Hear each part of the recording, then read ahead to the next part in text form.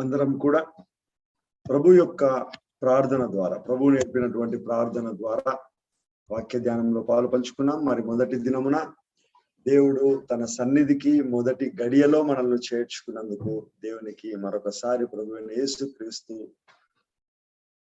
పరిశుద్ధమైన నామమున కృతజ్ఞతాస్తుతులు చెల్లిస్తున్నాను. అందరము ప్రార్థనలో ఏకీభవిద్దాం. పరలోకమందున్న మా యొక్క తండ్రి, నీ నామము పరిశుద్ధపరచబడును గాక, నీ రాజ్యము వచ్చును గాక, నీ చిత్తము పరలోకమందు నెరవేర్చున్నట్లు భూమి యందును నెరవేరును గాక. మా అనుదిన ఆహారము నేడు మాకు దయచేయి. మా ఎడల అపరాధములు చేసిన వారిని మేము క్షమించి ఉన్న ప్రకారం మా అపరాధములను మీరు క్షమించు. మమ్ము శోధనలోకి తేక దుష్టుని నుండి అన్ని కీడుల నుండి రక్షించుము, తప్పించు.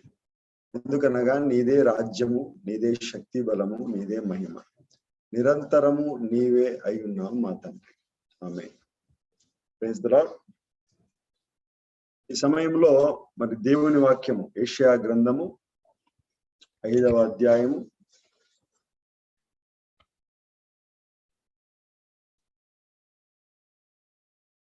23వ వచనం నుండి మనము ధ్యానించుకుందాం. వారు లంచము పుచ్చుకొని దుష్టుడు నీతిమంతుడని తీర్పు తీర్చుదురు. నీతిమంతుల నీతిని దుర్నీతిగా కనపడ చేయదు. మరి మనము నిన్న ఎగ్జాంపుల్స్ ద్వారా తెలుసుకున్నాము. మరి బరబ్బాను వాళ్ళు విడిచిపెట్టమని, యేసుక్రీస్తును సిలువ వేయమని కదా. మరి అనేకమైన విధాలుగా సత్యము శోధించబడుతుంది.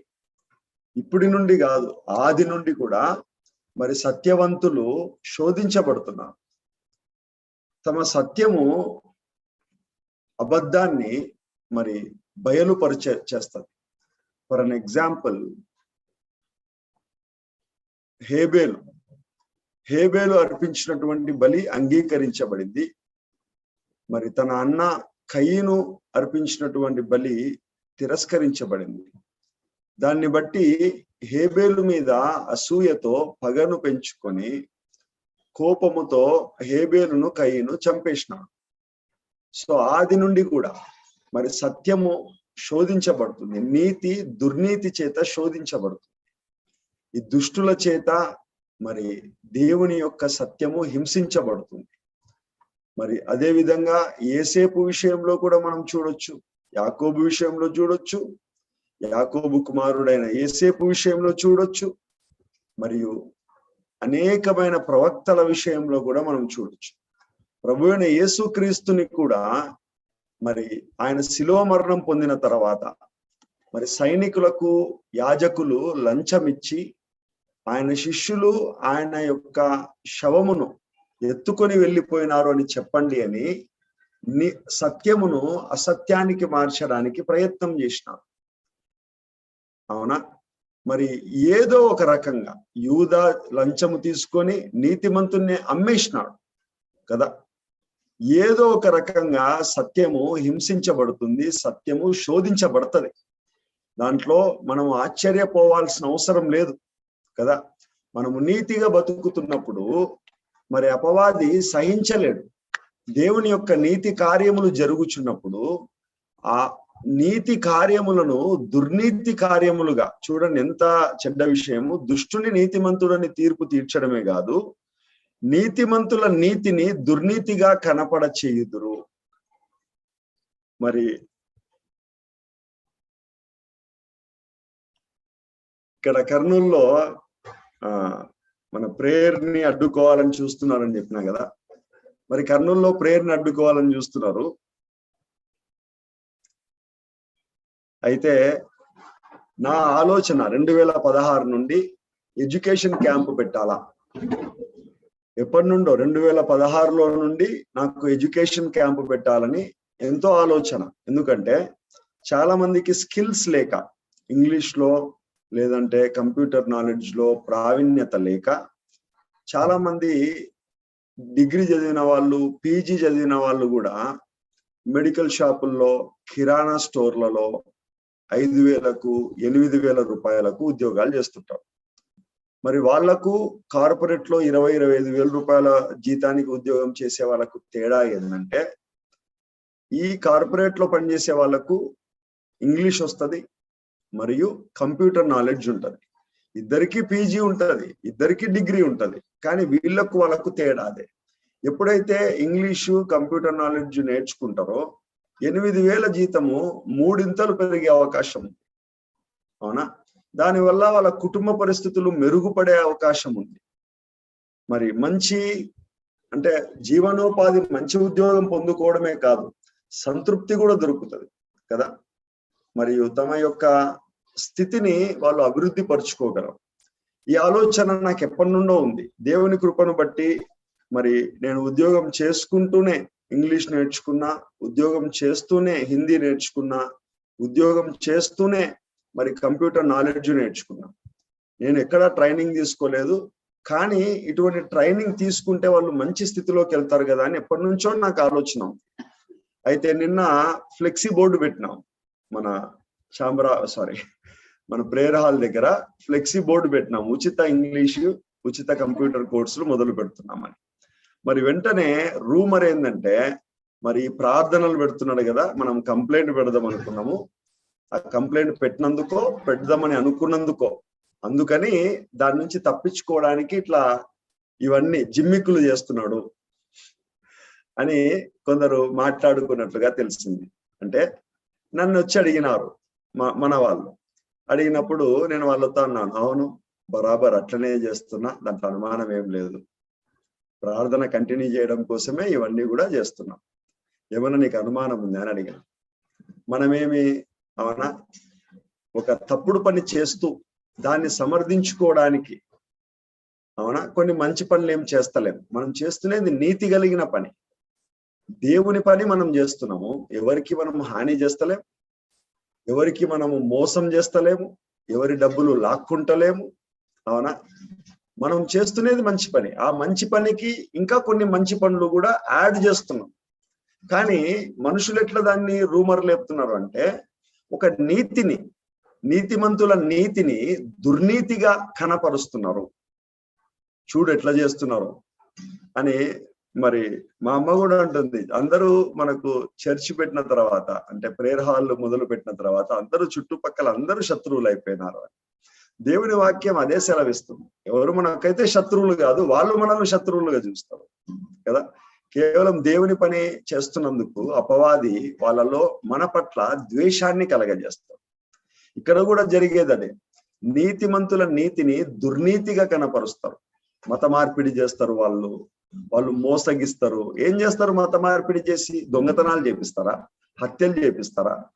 ఏం చేస్తారు? మత మార్పిడి చేసి నీతిగా జీవించడం నేర్పిస్తారు. ఏం చేస్తారు? భార్యను ఎట్లా మంచిగా చూసుకోవాలో నేర్పిస్తారు, భర్తను ఎట్లా సేవించాలో నేర్పిస్తారు, పిల్లల్ని ఎట్లా పెంచాలో నేర్పిస్తారు. అవునా, ఇంత మంచి విషయాలను నేర్చుకునే దాన్ని కూడా ఈ లోకంలో మరి రకరకాలుగా అదొక దుర్నీతిగా ప్రకటిస్తున్నాడు. మత మార్పిడి చేస్తారు, మన సంస్కృతిని నాశనం చేస్తారు. ఏం నీ సంస్కృతి? ఏం గొప్పతనం ఉంది సంస్కృతిలో? సంస్కృతి ముఖ్యమా, సంస్కారం ముఖ్యమా? మరి క్రైస్తవము సంస్కారాన్ని నేర్పిస్తుంది. హల్లెలూయా. దేవుని యొక్క మహాకృపను మనం అర్థం చేసుకోవాలా. లోకము ఖచ్చితంగా నీతిమంతులను చెడ్డవాళ్ళుగా చూపించడానికే ప్రయత్నం చేస్తుంది. దాన్ని బట్టి మనము కృంగిపోకూడదు. దేవుని కృపను బట్టి నిందలలో అపనిందలలో కూడా మనము బహుగా సంతోషించతోలమై ఉండాలి. క్రీస్తు నిమిత్తము ఇవి కలుగుతాయి. ఇవి కలిగినప్పుడే మనము క్రీస్తు పని చేస్తున్నట్ల, క్రీస్తు యందు విశ్వాసం ఉంచినట్లు, క్రీస్తు యొక్క జీవక్రియలు జరుగుతున్నప్పుడు లోకంలో ఉన్న పాపము ఓర్చలేదు. జీవక్రియలు జరగకున్నాయనుకోండి, ఎటువంటి విశ్వాసపు క్రియలు లేవనుకోండి, అక్కడ పాపానికి మన పట్ల, క్రైస్తవం పట్ల ఎటువంటి అసూయ ఉండదు కదా.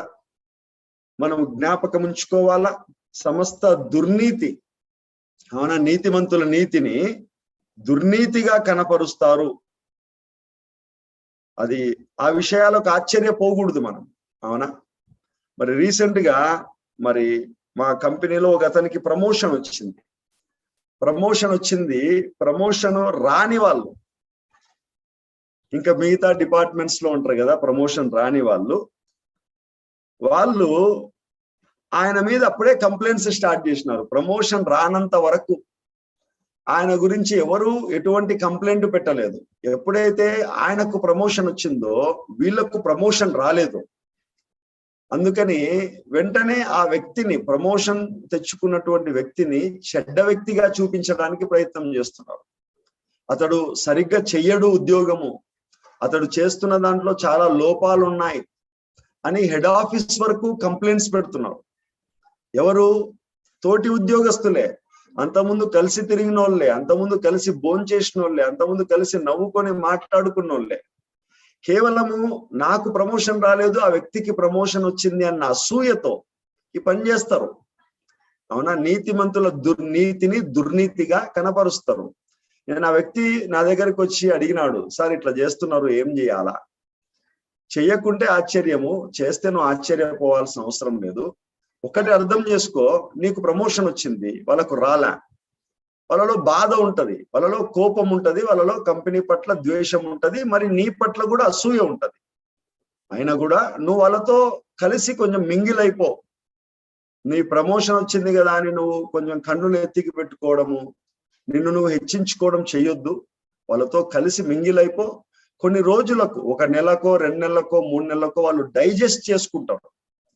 అవునా, మాకు రాలేదు, ఆయనకు వచ్చింది, సరే నెక్స్ట్ ఇయర్ చూద్దామని డైజెస్ట్ చేసుకుంటారు అని చెప్పినాను. అంటే ఈ అసూయ చాలా చెడ్డది. తాము నీతిగా జీవించలేము కాబట్టి నీతిమంతులను చెడ్డవాళ్ళుగా చూపించడానికి అసూయ ప్రయత్నం చేస్తుంది. అపవాది అంటేనే అర్థము, వాడు అపవాదులు వేస్తాడు. నీతిమంతులను దుర్నీతి పరులుగా కనపరచడానికి ప్రయత్నం చేస్తాడు. దానికి ఎవరినైనా వాడుకుంటాడు. నీ ఇంట్లో వాళ్ళను వాడుకుంటాడు, నీ పొరుగు వారిని వాడుకుంటాడు, నీ బంధువులను, నీ స్నేహితులను, నీ తోటి ఉద్యోగస్తులను. అవునా?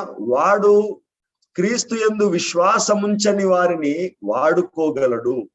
క్రీస్తు యందు విశ్వాసముంచిన వారు ఎవరి పట్ల అసూయ కలిగి ఉండరు. ఒకరి అభివృద్ధిని బట్టి, ఒకరి నీతి క్రియలను బట్టి సంతోషించే వారిగా ఉంటారు. అందుకే క్రైస్తవులుగా ఉంటే అసూయ ఉండదు, అసూయ లేకుంటే ద్వేషం ఉండదు, ద్వేషం లేకుంటే మరి జీవితము సమాధానముతో ఉంటది. హల్లెలూయా. అసూయ పరుల పరిస్థితి, సైన్యములకు అధిపతియగు యెహోవా యొక్క ధర్మశాస్త్రమును నిర్లక్ష్య పెట్టుదురు. ఇశ్రాయేలు యొక్క పరిశుద్ధ దేవుని వాక్కును తృణీకరించుదురు. దేవుని వాక్యము సెలవిస్తది, నీ పొరుగువాని మీద అబద్ధ సాక్ష్యము పలకకూడదు అని కదా. మరి దేవుని యొక్క ధర్మశాస్త్రాన్ని వీళ్ళు ఏం చేస్తారంట? నిర్లక్ష్య పెడతారు. దేవుని ధర్మశాస్త్రము నేర్పిస్తది మనిషికి ఎట్లా నీతిగా జీవించాలా, ఎట్లా నీ వలన ఇంకొకరికి హాని జరగకూడదు. అవునా? దేవుని యొక్క ధర్మమును నిర్లక్ష్యం చేయడం వలన అధర్మమైనటువంటి జీవితాన్ని జీవిస్తారు. దేవుని యొక్క వాక్కును కూడా తృణీకరిస్తారు.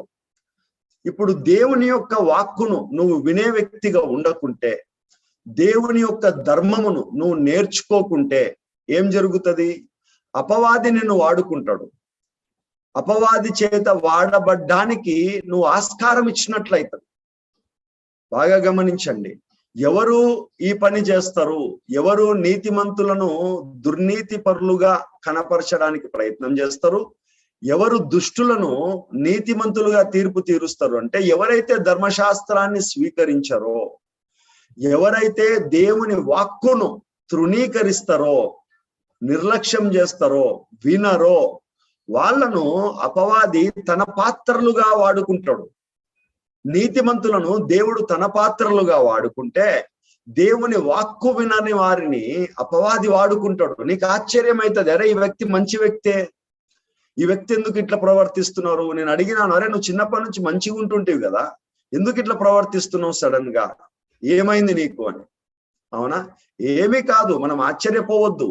వాళ్ళు దేవుని వాక్కును వినకపోవడం వలన ఆ సాతాను మాటలు విని సాతానుకు లోబడతారు. సాతాను తన పాత్రలుగా వాళ్ళను వాడుకుంటది.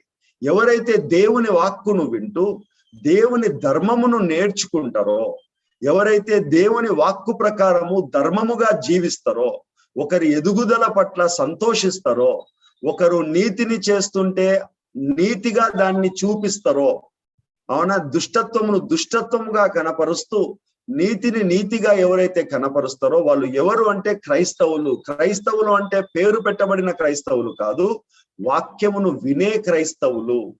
హల్లెలూయా. వాక్యమును వినేవారిని దేవుడు తన పాత్రలుగా వాడుకుంటాడు. ఎందుకంటే వాక్యము వినేవారే విశ్వాసులు. వాక్యం వినుట వలననే జ్ఞానము విశ్వాసం కలుగుతుంది. విశ్వాసం ఉన్న చోటనే ప్రభువు నివాసం ఉంటాడు. వాక్కు మూలం. ఈ వాక్కు లేకుంటే విశ్వాసం లేదు, జ్ఞానం లేదు. వాక్కు లేకుంటే ప్రభువు వాళ్ళలో నివసించడు. ప్రభువు నివసించకుంటే ఎవరు నివసిస్తారు? అపవాది నివసిస్తాడు కదా. ఆ స్థలము ఖాళీగా ఉంచకూడదు. మనిషి హృదయము, మనిషి తలను మనము ఖాళీగా ఉంచకూడదు, దేవునికి అప్పగించాల. క్రీస్తు ఆత్మ మన హృదయంలో నివసించాలి, దేవుని వాక్కు మన మనసులో నివాసం ఉండాలి. నివాసం ఉండకుండా ఖాళీగా ఉంటే అపవాది పాత్రలుగా వాడబడతాము. దేవుని వాక్కు, దేవుని ఆత్మ మనలో నివసిస్తే దేవుని పాత్రలుగా మనము వాడుకోబడతాం. మనం నిర్ణయించుకోవాలి, ఎవరి చేత నేను వాడబడాలా, ఎవరి ప్రభావంలో నేను ఉండాలా, ఎవరు నన్ను నడిపించాలా. దాన్ని బట్టి దేవుని వాక్కు వినాలనా వద్దా, దేవుని ధర్మమును నేను నేర్చుకోవాలనా వద్దా అనేది మనకు స్వాతంత్రం ఇస్తున్నాడు దేవుడు. హల్లెలూయా. మిగిలిన వచనాన్ని చదివితే, కాబట్టి అగ్నిజ్వాల కొయ్యకాలును కాల్చివేయునట్లు ఎండిన గడ్డి మంటలో భస్మమగునట్లు వారి వేరు కుళ్ళిపోవును, వారి పువ్వు ధూళి వలె పైకి. అగ్నిజ్వాలలో కాల్చివేయునట్లు ఎండిన గడ్డి మంటలో భస్మమగునట్లు వారి వేరు కుళ్ళిపోవును, వారి పువ్వు ధూళి వలె ఎగిరిపోవును. పొద్దున్నే లేచి ప్రార్థన చేసుకుంటుంటే దేవుడు కొన్నిసార్లు పరీక్షిస్తాడు. నిన్ను ఎవరైతే అడ్డుకుంటున్నారో వారి పరిస్థితి ఇట్లా చేస్తా అని. నాకు వెంటనే దేవుణ్ణి, దేవా దయచేసి వారిని క్షమించు, జ్ఞానము లేక వాళ్ళు చేస్తున్నారు, తెలియక చేస్తున్నారు దేవా. దేవుడు పరీక్షిస్తాడు, నన్ను కూడా పరీక్షిస్తాడు, నిన్ను కూడా పరీక్షిస్తాడు కదా. కానీ దేవుని వాక్యం సెలవిస్తుంది, ఎవరైతే నీతిని దుర్నీతిగా కనపరుస్తారో, ఎవరైతే నీతిని ఆటంకపరుస్తారో వారి పరిస్థితి ఎట్లయితుందంట. ఒక కొయ్య అంటే ఒక చెక్క కాలు ఎట్లా అగ్నిజ్వాల దాన్ని కాల్చివేస్తుంది, అట్లా వాళ్ళ వేరు కాలిపోతుందంట, వాళ్ళ వేరు కుళ్ళిపోతుందంట. వేరు కుళ్ళిపోతే చెట్టు ఏమైతుంది? కూలిపోతుంది. కుళ్ళిపోయిన వేరు చెట్టును కూల్చేస్తుంది. వారి పువ్వు అంట ఎండిన గడ్డి ఒక అగ్నిలో ఎట్లా భస్మమైపోతుంది, అట్లా వారి పువ్వు, వారి యొక్క ఫలము పాడైపోతుంది. దేవుని వాక్కు మరి మనం అర్థం చేసుకొని వారి కొరకు ప్రార్థన చేయాల. దేవా, ఎవరు నశించిపోకూడదు నాయన. ప్రభువైన యేసుక్రీస్తు కలిగిన మనస్సును మనము కూడా కలిగి ఉండాలి. వాళ్ళు మనల్ని ద్వేషించొచ్చు, మన మీద వాళ్ళు నిందలేయొచ్చు, మన మీద వాళ్ళు అసూయతో మనల్ని, అవునా, మన మీద అపనిందలేయొచ్చు, చెడ్డ మాటలు పలకొచ్చు. మనం ఏం చేయాలా? ప్రభువైన యేసుక్రీస్తు శిలువ మీద నుండి ఏం చేసినాడు? తండ్రి, వీరేమి చేయుచున్నారో వీరికి తెలియదు కనుక వీరిని క్షమించు. మోషేను దేవుడు అడిగినాడు, ఒక మాట చెప్పు మోషే, ఈ జనాన్నంతా నిర్మూలము చేసి నేను నీకు మళ్ళా సంతానాన్ని పుట్టిస్తాను అని. మోషే ఏం చేసినాడు? వద్దు దేవా, వారిని క్షమించు అని వేడుకున్నాడు. మనం ఏం చేయాలా? నీ పట్ల కుళ్ళుతో, నీ పట్ల అసూయతో, నీ పట్ల అవునా చెడ్డ మాటలెల్లా పలుకుతున్నటువంటి వారిని, వారి కొరకు నువ్వు నేనేం చేయాలా? దేవా, వారి వేరును కుళ్ళిపోజేయి, వారి యొక్క పుష్పమును భస్మము చేయని చెప్పి ప్రార్థన చేయాలన్నా? వాళ్ళు ఏం చేయించున్నారో వాళ్ళకు తెలియదు దేవా, క్షమించు, వారికి జ్ఞానం ఇవ్వు, వారు నిన్ను తెలుసుకునేలాగున వారిని దీవించు అని మనం ప్రార్థన చేయాలి. ఎవరైతే అవినీతి పాత్రలుగా దుష్టునికి అప్పగించుకున్నారో, అపవాదికి అప్పగించుకున్నారో వారి కొరకు ప్రార్థన చేయాలి.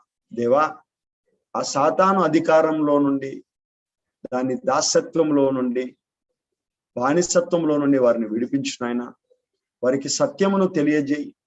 వీలైతే మనము వారికి సువార్తను చెప్పి, ఎందుకు దేవుని ద్వేషిస్తున్నావు, ఎందుకు దేవుని క్రియలను అడ్డుకుంటున్నావని మనము వారికి సువార్తను చెప్పాలి. మరి మన సొంత విషయాల్లో కూడా, మన వ్యక్తిగత విషయాల్లో కూడా నిన్ను అనేకులు ద్వేషించే వాళ్ళు ఉంటారు, నీ పట్ల అసూయ కలిగి ఉంటారు, నీ పట్ల చెడ్డ మాటలు పలుకుతుంటారు, అవునా? నీ యొక్క పతనం కొరకు ఎదురు చూస్తుంటారు, నువ్వు నశించిపోవాలని కోరుకుంటుంటారు. వారి కొరకు కూడా మనం ప్రార్థన చేయాలి. దేవుడు నీ కొరకు వారిని, అవునా, నేను వారికి తీర్పు తీరుస్తానంటున్నప్పుడు నువ్వు ప్రార్థన చేయాల. దేవా, వాళ్ళను క్షమించు. వ్యక్తిగతంగా వాళ్ళు నన్ను ద్వేషిస్తుండొచ్చు, కానీ వాళ్ళు మంచి వాళ్ళే. అపవాది శోధించడం వల్ల ఇట్లా చేస్తున్నారు. యేసుక్రీస్తు విషయంలో కూడా చేసినారు, పౌలు విషయంలో చేసినారు, నీ శిష్యుల విషయంలో చేసినారు. ఆది నుండి నీతి పరుల అందరి విషయంలో ఇట్లే జరుగుతుంది. దేవా, నీతిని ఈ లోకము సహించలేదు. దయచేసి వారిని క్షమించు, వారికి మారు మనసు దయచేయి. వారు సువార్తను విని నిన్ను తెలుసుకొని తమ జీవితాలను మార్చుకొనున్నట్లు నీ కృపను వారి మీద కుమ్మరించునైనా అని మనం వారి కొరకు ప్రార్థన చేయాలి. ఒకవేళ మనలో అటువంటి వాళ్ళం ఎవరమైనా ఉన్నామా, మనలో ఎవరి పట్ల అయినా అసూయ, ఎవరి పట్ల అయినా ద్వేషము, నీ పట్ల వాళ్ళు తప్పే చేసిండొచ్చు, మనము ఏం చేస్తున్నాము? క్రీస్తు వలె ఉన్నామా? సామాన్యమైన మనుషుల వలె ఉన్నాము? క్రీస్తు వలె మనము పోలి జీవించడానికే కదా క్రీస్తుని మనం నమ్ముకుంది. ప్రార్థన చేసుకున్నాం. ఎవరి వేరు కుళ్ళిపోకూడదు, ఎవరి పుష్పము భస్మము కాకూడదు. అందరూ కూడా మారు మనసు పొందుకోవాలి. క్రీస్తు యొక్క నీతిని నీతిగా అందరూ పలకాలి. నిజముగా ఇటువంటి దేవుడు ఇంకొక దేవుడు లేడు అని సత్యమును సత్యముగా పలికేటువంటి మారు మనస్సును దేవుడు మాత్రమే దయచేయగలడు. దేవుడు తన ఆత్మను వారికి పంపించి వారి దురాత్మల్లో నుండి వారిని విడిపించి ప్రభువును ప్రభువు అని ఒప్పుకొని చేయునట్లు మనం ప్రార్థన చేద్దాం. మనలో కూడా ఎవరి పట్లైనా కోపము, ద్వేషము, అసూయ ఉన్నట్లయితే దేవుని ఆత్మకు అప్పగించుకుందాం. వాటి నుండి మనము విడుదల పొందుకొని దేవుని పాత్రలుగా మనం వాడబడాలి. సమాధానమును, సంతోషమును మనము కలిగి ఉండాలని వేడుకుందాం. పరిశుద్ధుడైన దేవ, మా ప్రభువైన యేసుక్రీస్తు నామమున ప్రార్థన చేస్తున్నాం. ఆది నుండి సత్యము హింసించబడుతుంది, నీతిమంతులు శోధించబడుతున్నారు తండ్రి. అవును నాయన, ఇస్సాకు ఇష్మాయేలు చేత శోధించబడ్డాడు, హేబేలు కయ్యను చేత శోధించబడ్డాడు, యాకోబు ఏషావు చేత శోధించబడ్డాడు, ఏసేపు తన సొంత అన్నల చేత శోధించబడ్డాడు తండ్రి. దానియేలు ప్రభువా తన యొక్క తోటి ఉద్యోగస్తుల చేత శోధించబడ్డాడు తండ్రి. అవును ప్రభువా, నీతిమంతులకు నాయన జరుగుచున్నటువంటి హింస కొత్తది కాదు నాయన, అందులో ఆశ్చర్యం ఏమీ లేదు ప్రభువా. నైనా మేము ప్రార్థిస్తున్నాము తండ్రి, మా తరములో నైనా మరి నీతిమంతులను అవినీతి పరులుగా చూపించేటువంటి చెడ్డ మనస్తత్వము గల వారి కొరకు ప్రార్థన చేస్తున్నాము. వారి మనస్సును నైనా మార్చమని ప్రార్థన చేస్తున్నాము. క్రీస్తు మనస్సును అందరికీ దయచేయమని వేడుకుంటున్నాము. చీకటి అంధకార శక్తులు, దురాత్మల నుండి వారిని విడిపించమని ప్రార్థన చేస్తున్నాము. సత్యమును నైనా వారికి తెలియజేయమని ప్రార్థన చేస్తున్నాము. సత్యమును అంగీకరించులాగున నైనా మంచి మనసును వారికి ప్రసాదించమని, నీతిగల హృదయమును దయచేయమని ప్రార్థన చేస్తున్నాము. అవును ప్రభువా, ఈ రోజు అబద్ధమును నిజము అని, నిజమును అబద్ధమని ప్రచారం చేస్తున్న వాళ్ళు ఉన్నారు నాయన. దాని కొరకు నాయన ఎంతకైనా తెగించే వాళ్ళు ఉన్నారు తండ్రి. ఆయన నీ కృపను బట్టి ఆ పరిస్థితిలో నుండి, ఆ బానిసత్వంలో నుండి, ఆ మూర్ఖత్వంలో నుండి, ఆ అంధకారములో నుండి నాయన సాతాను అంధకార శక్తుల, దుష్ట శక్తుల యొక్క ప్రభావంలో నుండి వారిని విడిపించమని ప్రార్థన చేస్తున్నాము. ఆయన మాలో కూడా ఒకవేళ ఎవరిలోనైనా అసూయ, ద్వేషం ఉంటే మా కుటుంబాల్లో ఉన్నట్లయితే నైనా, మా ఇరుగు పొరుగు వారిలో నైనా, మా స్నేహితుల్లో, మా బంధువుల్లో ఉన్నట్లయితే వారందరి మనసు మార్చండి నాయన. క్రీస్తును తెలుసుకొని క్రీస్తు ద్వారా నాయన మారు మనసు పొందుకునేలాగున వారిని ఆశీర్వదించమని, యేసు క్రీస్తు నామమున వారిని క్షమించమని, మమ్మల్ని క్షమించమని, నీతి గల జీవితము జీవించడానికి మాకు సహాయము చేయమని, ప్రభువైన యేసు క్రీస్తు నందు మేము వర్ధిల్లులాగున నాయన, మా వేరు జీవముతో ఉండులాగున నాయన, మా పుష్పము నాయన ఫలించులాగున, నీకు సువాసనగా ఉండులాగున మమ్మల్ని బలపరచమని, పరిశుద్ధపరచమని, జీవింపచేయమని యేసుక్రీస్తు నామమున మా కొరకు అందరి కొరకు ప్రార్థించి వేడుకొంచున్నాం మా తండ్రి. ఆమేన్. తండ్రి అయిన క్షమించండి. రక్త మాంసాల్లో ప్రభు మన కొరకు ఏర్పాటు చేసినటువంటి ఆయన రక్త మాంసాల్లో పాలు పంచుకుంటాం. అందరం కూడా ప్రభు మనకు అనుగ్రహించినటువంటి ఆయన రక్త మాంసాల్లో పాలు పంచుకున్నాం.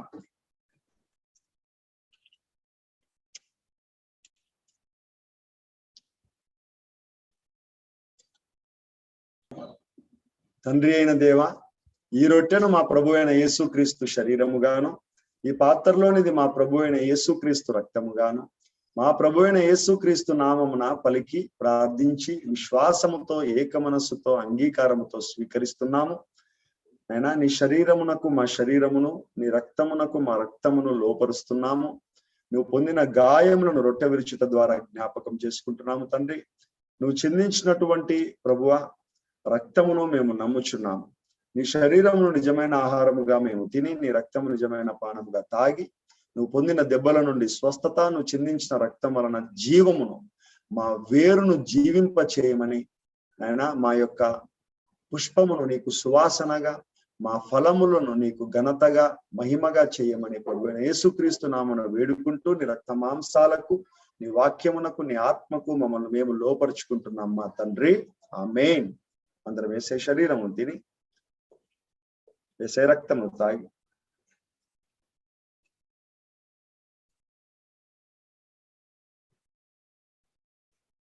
ప్రభువైన యేసుక్రీస్తునందు మనము మన యందు ఆయన ఏకముగా నిలిచి ఉన్నాము. ప్రభువా, మాలో వాక్యము ద్వారా, ఆత్మ ద్వారా, రక్తమాంసముల ద్వారా నువ్వు నివసిస్తున్నావు. నీ పాత్రలుగా, నీ యొక్క ఆత్మ మందిరాలుగా మేము ఉంటున్నాం. అయినా మా దేహమును నీ పాత్రలుగా వాడుకోండి. నీతిమంతులుగా ఎదుటి వారి తీర్పును బట్టి కాకుండా, నీ దృష్టిలో నాయన, నీ సహవాసములో, నీ అందరి విశ్వాసములో మేము నీతిమంతులుగా జీవించుటకు మాకు సహాయము చేయమని, తద్వారా నీ సాక్షులుగా మేము ఉండులాగున మమ్మల్ని ఆశీర్వదించమని ప్రభువైన యేసుక్రీస్తు నామమున ప్రార్థిస్తూ, ఈ ఉదయమును మాకు ఇచ్చినటువంటి నీ వాక్కును బట్టి, నీ ఆత్మను బట్టి, నీ రక్త మాంసముల భోజనమును బట్టి యేసుక్రీస్తు పరిశుద్ధమైన నామమున కృతజ్ఞతలు స్తుతులు చెల్లించి ప్రార్థిస్తున్నాం మా తండ్రి. ఆమేన్. హల్లెలూయా. తండ్రి అయిన దేవుని ప్రేమ, మన ప్రభు అయిన యేసుక్రీస్తు కృప, ఆదరణకర్త అయిన పరిశుద్ధాత్మ దేవుని సహవాసము అనుదినము మనకు తోడుగా ఉంటూ, క్రీస్తు రాకడ వరకు క్రీస్తులోనే మనము జీవించులాగున, ఎదుటివారి మాటలకు, ఎదుటివారి నిందలకు, వారి ద్వేషమునకు మనము ప్రభావితము కాకుండా, క్రీస్తులోనే మనము వర్ధిల్లులాగున, అనేకుల వేరు, కుళ్ళిపోయిన వేరును జీవింప చేయులాగున, మన వేరును దేవుడు జీవింప చేసి, మన యొక్క ఫలముల ద్వారా దేవుడు మహిమ. రోజు ఆదివారము యునైటెడ్ చర్చ్ లో 11 గంటలకు ఆరాధనలో పాలు పంచుకున్నాం. ఇప్పుడు బయలుదేరుతున్నాను. మరి యునైటెడ్ చర్చ్ లో ఉన్న వారిని ఆహ్వానిస్తున్నాను. ఈరోజు మరి మధ్యాహ్నము మరి దేవుడు చేసిన మేలులను బట్టి మధ్యాహ్నం భోజనం ఏర్పాటు చేయబడింది. తప్పకుండా మరి కుటుంబాలతో సహా వచ్చి పాల్గొనాలని అందరినీ హృదయపూర్వకంగా, ప్రేమపూర్వకంగా ఆహ్వానిస్తున్నాము. మరి పోయిన వారము గృహ ప్రవేశము జరిగింది. మరి అన్నిటిని బట్టి, రాజమండ్రిలో జరిగినటువంటి దాన్ని బట్టి, ఇక్కడ జరిగిన దాన్ని బట్టి యునైటెడ్ చర్చ్ తో మా సంతోషాన్ని పాలు పంచుకోవాలని, దేవునికి కృతజ్ఞతలు చెల్లిస్తూ ఏర్పాటు చేయబడినటువంటి విందులో అందరూ పాలు పంచుకోవాలని ఆహ్వానిస్తున్నాను.